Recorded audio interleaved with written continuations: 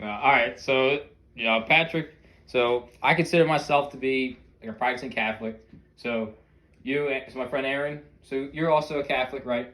I am, but I wouldn't say that I'm practicing really. I haven't practiced or gone to church in, I say, like 6 years after I was confirmed. And now, Dylan, you're Jewish, correct? So yeah, I am Jewish. Well, my family's Jewish, but for the most part, I'm agnostic. So Okay. And Joe, you I'm Joe. My father's Egyptian, and I'm considered Muslim. okay?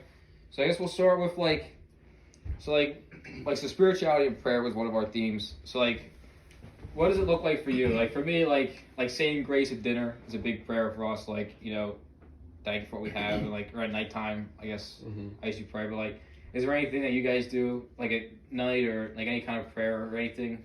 Muslims usually pray like 5 to 6 times a day. We purify before each prayer. It's just purification. Mm-hmm. And otherwise, other than that, we have religious holidays, but for prayer we just do it 5 to 6 times a day. what's how do you purify? What's your purify? Well, you do it. Usually they have like the station at like a mosque, which is our like church or temple, whatever. And we would it's the face, hands, feet, and like clear out your mouth, ears. You just use just water, and you just purify. Now, what about you, Dylan? Like, is there anything that you do like for as far as prayer or anything? So I don't really have any kind of prayer or because again I don't really practice like when by agnostic it's not really atheist, it's just you're accepting of the idea that there could be a higher power. You're just not, it's basically going into college undeclared. It's Okay. like you're not exactly sure, but you're certainly believing that there could be a higher power. So there's not a higher power that I pray to. Okay.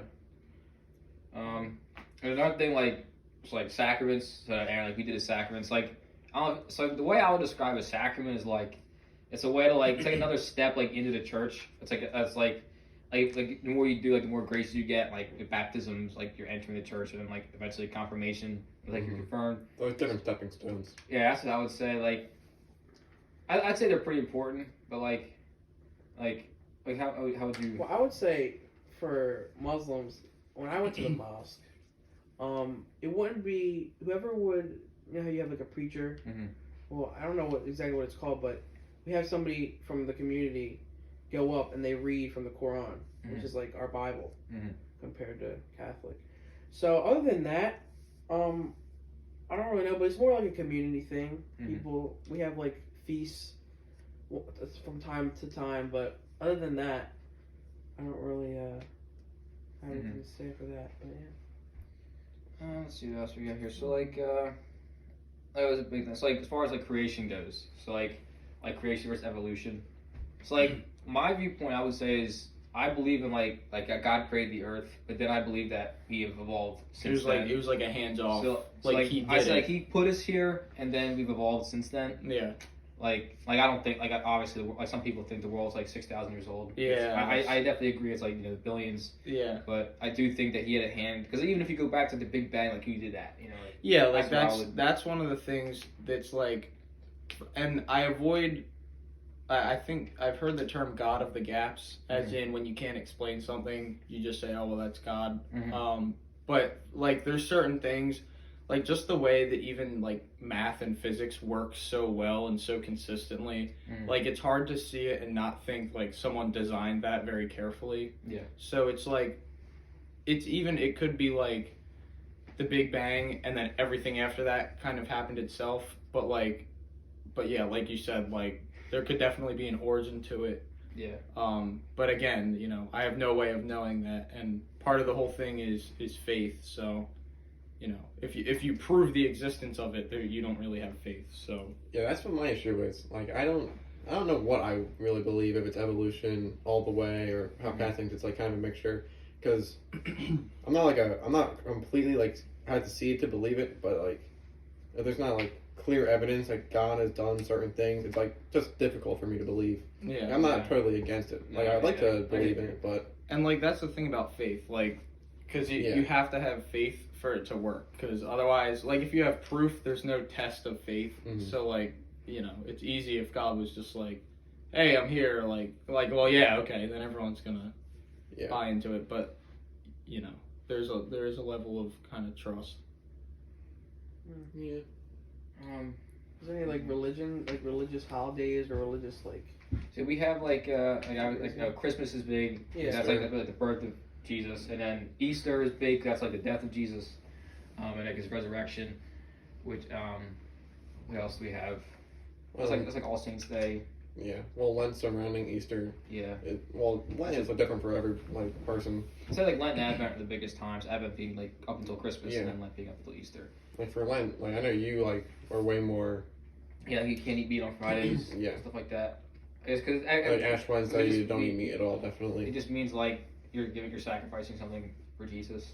And I know, and so you have a restriction as well. Well, yeah, I don't eat pork, but big religious holiday, holiday you could say is Ramadan, and it's where we go a month without food or water for like from sunrise to sunset, and when the sun sets we're allowed to eat, and then towards the end when Ramadan's over we have Eid, and that's like it's just days of feast. Because we have completed Ramadan, it's just like a celebration. I think that's like both of the idea of sacrificing something. I think even outside of religion, that's really important because, especially now, people kind of take things for granted. So by doing and engaging in rituals like that, you're kind of reminding yourself to be grateful for what you have. So like even if it's just one day of you can't eat meat, you go, oh man, like I have a lot of this stuff just in front of me, and I eat a lot of meat, or I eat a lot during the day, and then when you can't do those things, it's like, you're reminded of how good you might have it. Yeah. Yeah, that's definitely true. See another theme we got. So, I don't know what we talked about was like the image of God. Like, when you think of God, like, what do you think of? Usually, like, I know one part of class we looked at like a picture. It was like a white dude like holding like strings, almost like a puppet master. Okay. That was interesting. And then, like, if you ever seen the Ten Commandments, like, he's shown as, like, the burning bush, like, and, like, Moses asked him, like, who is he? And he's like, I am the God of Abraham, Isaac, and Jacob. That's, like, from Genesis. But that's always interesting, like, what do you think of when you think of God? I just think of, like, a man, like, a white beard almost. Usually it's a dude, it's usually, for me, it's an older white dude with a nice, thick white beard. Yeah. He's got a nice beard. Yeah, like Jesus and God are similar. Like Jesus has like a brown beard, like long hair. I don't know. There's no image of Allah, but like if there was, I would just think of. Oh, that's true. You're not able to. Like Muslims aren't allowed to draw Muhammad, right? I mean, that's the prophet. The prophet. So that's is that like Jesus equivalent? I guess. But like you can't have like depictions. Allah, he doesn't have like a set like. I know a big thing like in movies like Jesus never had a face. Like in older movies, like they never show that.